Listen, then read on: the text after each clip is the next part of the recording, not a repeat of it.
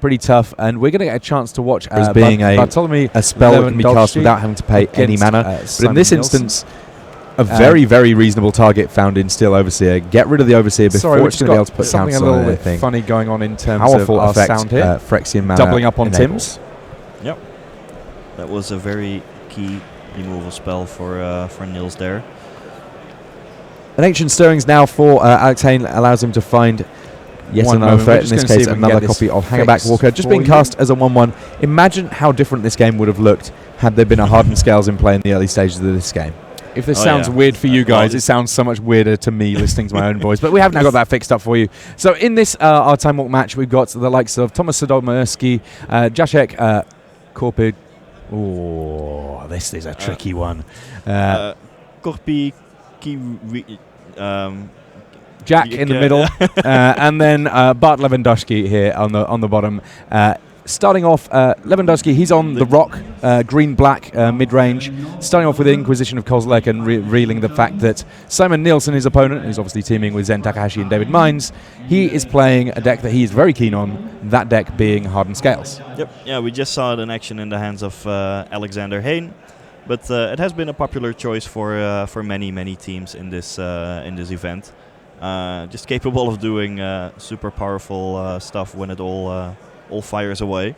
And yeah, that sound just before was really confusing to me. I had to double check whether I was not just going crazy, but I'm glad that we fixed it all. So that is Llanowar Reborn, I believe, the land for Simon Nielsen. It's an enters the battlefield forest in a way. That comes with Graft 1. So it starts with a +1/+1 counter, and whenever you play a creature, you can actually move the counter from the land onto that creature. So just some additional synergy with Hardened Scales. Tarmogoyf right now already has a land, a sorcery in the graveyard.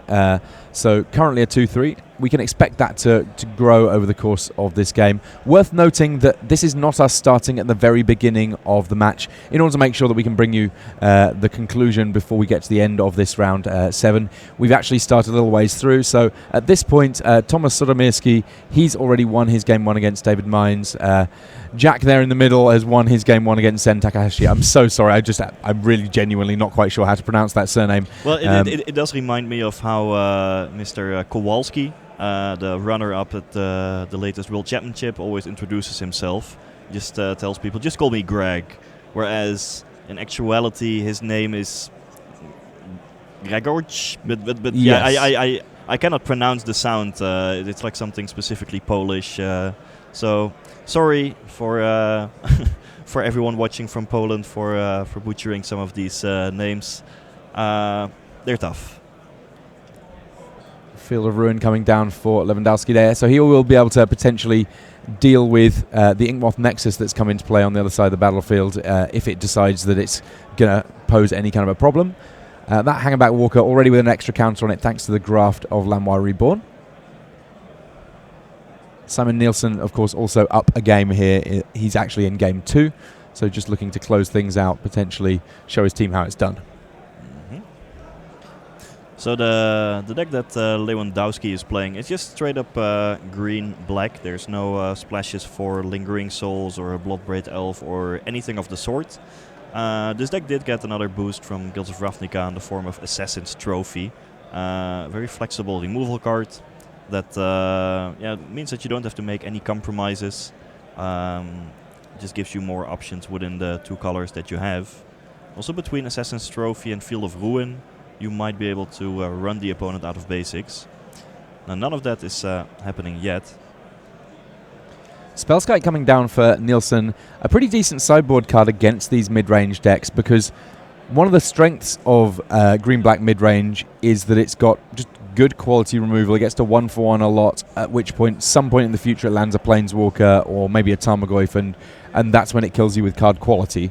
And Spellskite can potentially put a bit of a wrinkle in that plan of doing straightforward 1/1s by forcing either a removal spell to be pointed at something that you don't really mind about so much, or potentially even in the case of more Jundi decks, I suppose, forcing lightning bolts at things that lightning bolts simply won't kill. Mm-hmm.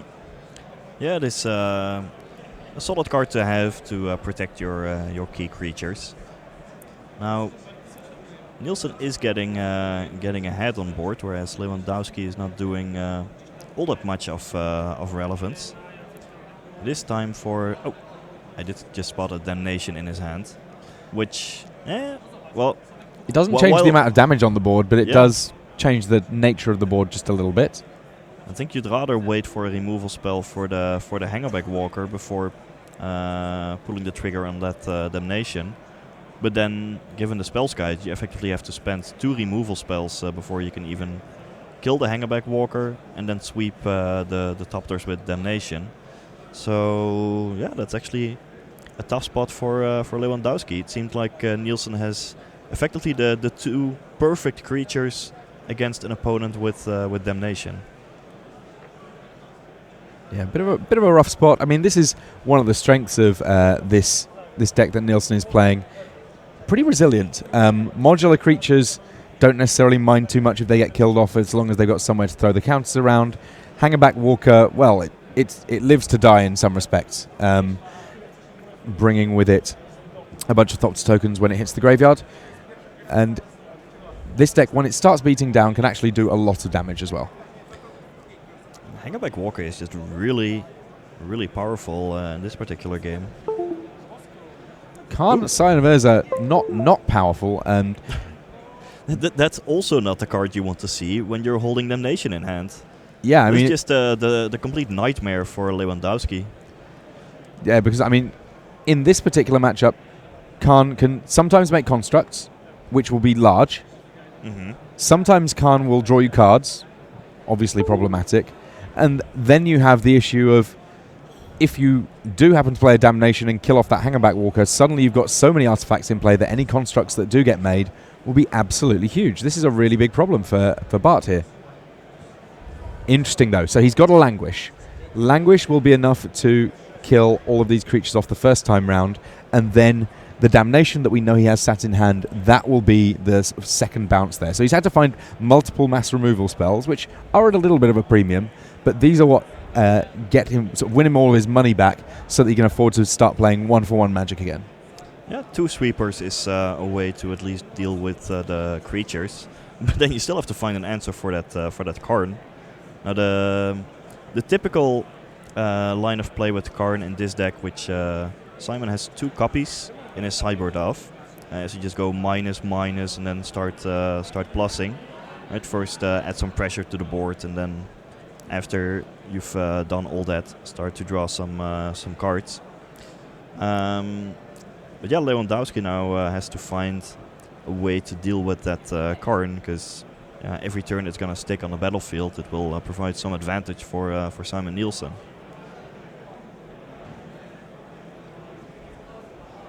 Nielsen resolving an Ancient Stirrings here. That'll help find him pretty much any card in his deck. He doesn't have a whole lot of non-land, non-colorless cards in there beyond, of course, the Ancient Stirrings itself. Unfortunately, Hardened Scales is one of the few misses in the deck. Animation module, though, kind of a nice one. It lets you do all sorts of naughty things, including, indeed, putting additional loyalty counters on your Planeswalkers. It lets you up the number of counters that you have on permanents, I believe. Yeah, well, even though like its triggered ability only works when you place +1/+1 counters onto permanents you control, right? Then you can pay a mana to make a servo. You can pay 3 mana and tap it to choose a counter on target permanent or player and give another counter of that type to that permanent or player. So yeah, that it's kind of an expensive way to add loyalty counters to Planeswalkers, but it does work if need be. More importantly, however, is I think the interaction between the triggered ability of Animation Module and Arcbound Ravager. This means that for 1 mana you get to add a counter to Arcbound Ravager. This of course requires the Arcbound Ravager living, and well, these black decks don't like creatures that are alive. Yeah, Damnation there ending up being the perfect answer to almost everything that Simon Nielsen did that last turn. Khan still around, but not too much loyalty. Animation module will be an interesting one going forward. There's a Hardened Scales. Do you think Hardened Scales or a Welding Jar? Which one seems more potent in this in this situation? Well, Hardened Scales is just the namesake card of the deck, so that generally speaking would be a more powerful card to have for Simon Nielsen. Therefore, I would expect the Hardened Scales to be exiled. Indeed, that's also the choice that Lewandowski makes. Even though Welding Jar by no means an irrelevant card, especially against a deck filled with spot removal spells.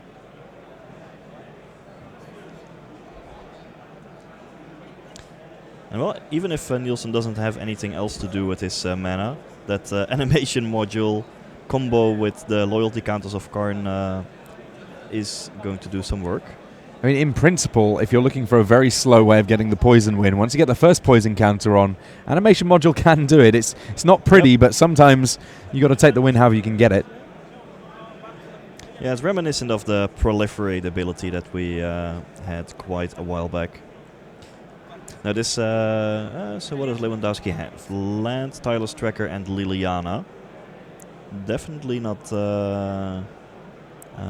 bad. Especially the Tireless Tracker gives him a way to fight back in the card advantage war against Karn. As well as a creature that can attack Karn. Karn already doing pretty good work over the course of this game. Now is now the time to get a spell out from underneath Karn.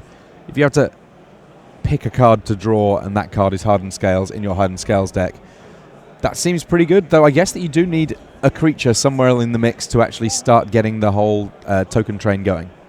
Exactly. I mean, you can have animation module, Hardened Scales, even a Welding Jar and a Karn on the battlefield, but if you don't have any of the +1/+1 counter type creatures to back them up with, all those support cards are not going to do all that much. So maybe you also need to well, either dig deeper into your deck, or alternatively just make a construct. A construct would be 4/4 at this point, counting the Blinkmod Nexus, which well, could just trade for the Tireless Tracker on the next turn. You even have a Welding Jar to protect it from a removal spell, so I think that would be a reasonable play to make here as well.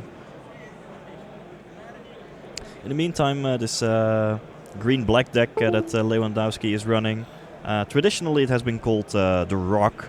That's the name that Sol Malka gave to a green-black deck that he liked to play back in the 90s. And back when the Rock was just a wrestler. Yes, was named after Dwayne Johnson.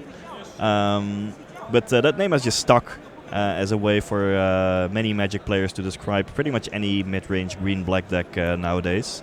Good old Rock. Nothing beats Rock. Bonus points in the chat if you are able to remember or identify which creature from this deck from the 90s the Rock was meant to refer to. So just a quick update on our other matches going on across this matchup.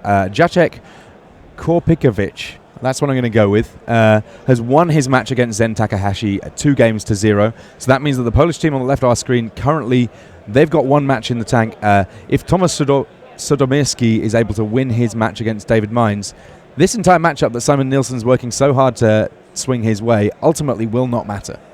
So it is not actually Spiritmonger. Spiritmonger came a little later, I think. It is also not Fraction Plague Lord, although that is a very common misconception. It is one good friend of the Fraction Plague Lord. I mean, the full name of the deck, if it's helpful, is The Rock and his Millions. Yes, indeed. And we got the right answer, Deranged Hermit. Yeah, that's the one that brings along all those millions of squirrels. Exactly. That's why the Hermit is the Rock, and all the squirrels are his Millions. Yeah, Magic deck names, especially the ones that are old, are weird. But all of them have a fun history. That's why we love them. So here we have Tireless Tracker staring down a construct. The construct, not terribly large just yet, but it can regenerate thanks to that Welding Jar if needed. Currently a 3/3, and it will only get larger as more and more artifacts hit the battlefield.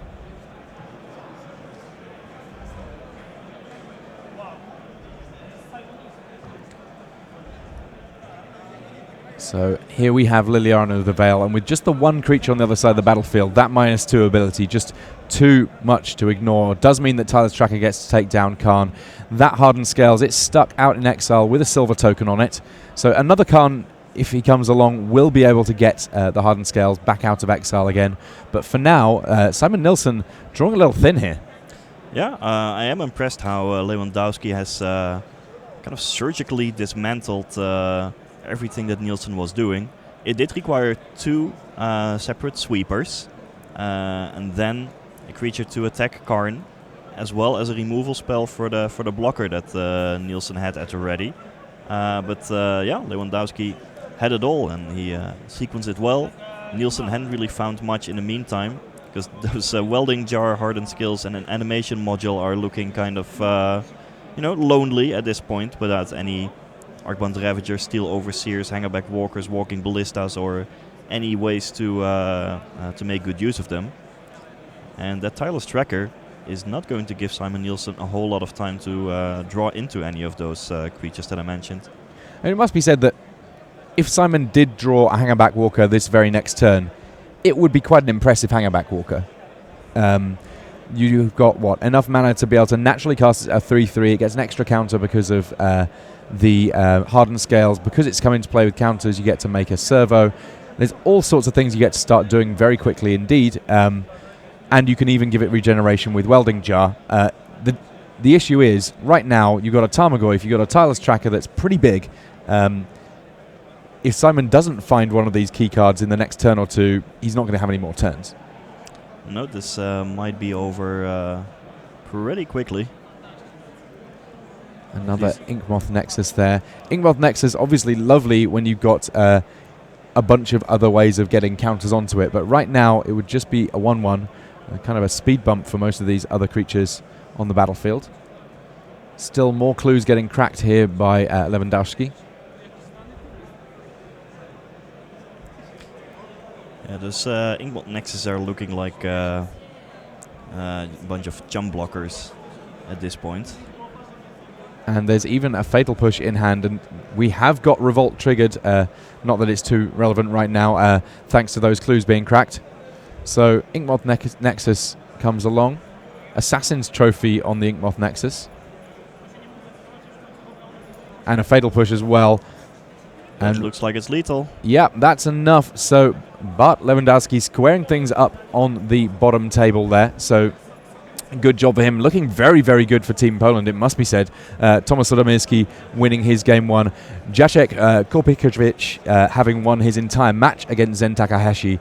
Those guys between them, they only need to find one more game somewhere in order to be able to close out the entire match. Meanwhile, for David Mines, Zen Takahashi and Simon Nielsen, things looking pretty precarious. They have to win a lot of games from here on out without dropping any in order to advance to day 2, at least this round. They will still have, one more roll of dice, if you will, in terms of their play in the next round, even if they don't make it here. But definitely looking a little bit dicey for them right this moment. Yeah, because 6 and 2 is what makes it into day 2.